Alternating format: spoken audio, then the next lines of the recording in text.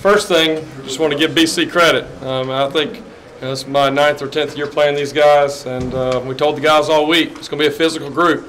This is a group you got to earn it. These guys never give up easy. It's, give their coaches a lot of credit. They did a good job schematically, a little different than what they've shown on video this year, and it took us a little while to kind of figure that out there in the first half, and also we just didn't execute. And on offense, it takes all 11 guys doing their job, and just had a few things in the first half. One guy here or there didn't execute. Also, poor field position. You know, we were backed up with the -13, I think, on average, and that hurt us. But you know, something we've always talked to our offensive guys about is, you know, how do you respond to adversity?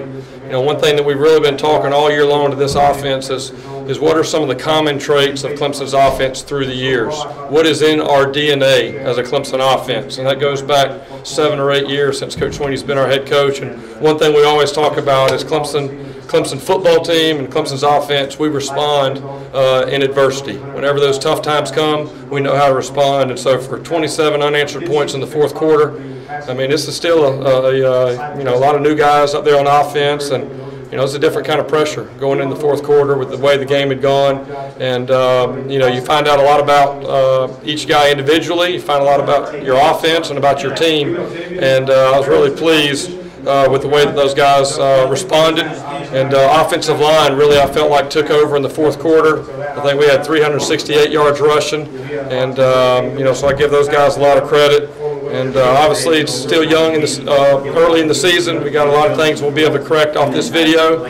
But at the end of the day, man, finding a way to get the win, and the way that we responded when that pressure really got turned up there in the fourth quarter was probably the biggest positives. Coach, what you say about Travis? Obviously, you got a week of practice, but he's the hot hand. I'm guessing he's earned himself some more carries next week. He's special.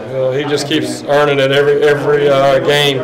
It just gets better and better, and so that was awesome to see him really take over. One thing we've talked about as an offense is we feel like one of our strengths is our depth, and really that depth should really take over in the fourth quarter, and that's at every position. Obviously, at running back, for him to be able to come in and you know, those guys were getting tired on the other side, and be able to go have some explosive plays, I think really helped us. But we were rotating guys really at every position. I know 9 receivers played, and a lot of guys up front, offensive line, tight ends, and obviously 4 backs played. But man, Travis, we got a special one there, and he's really growing up right there in front of our eyes. So that's a lot of fun. Was that a little bit of a wake-up call, though, overall, Jeff, and that you guys responded to eventually? And do you think there's still some stuff you have to respond to in practice this week? Yeah, absolutely. I think you know, the biggest thing we challenged the guys all week, you know, coming off last week, that hey, this is going to be you better have your mind right. You better